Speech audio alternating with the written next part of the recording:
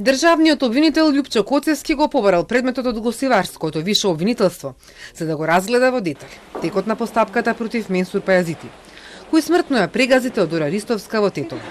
Според објавените пресуди, обвинителството не се жалело на првичната 3,5 годишна казна, која досудила сега пензионираната судика Верка Костовска во Тетовскиот суд.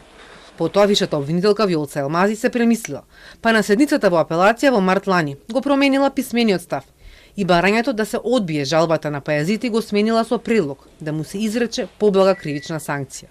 Од обвинителството велат, одмерувањето на казната е во надлежност на судот.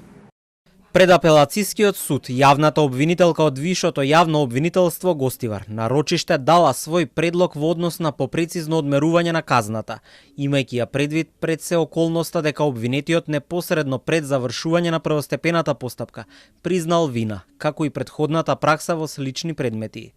Меѓутоа, предлогот на обвинителката не е задолжителен за тричлениот совет од судии во апелацискиот суд.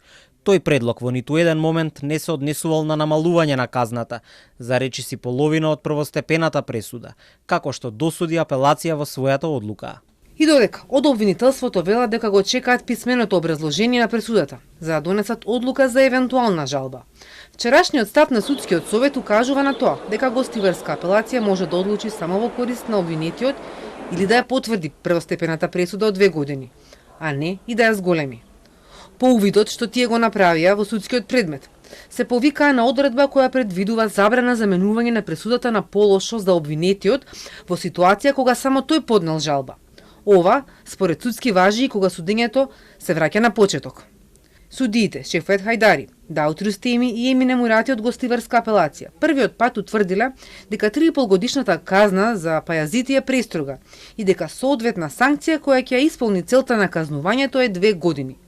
Врховниот суд ги укинал двете пресуди и го вратил судењето на почеток.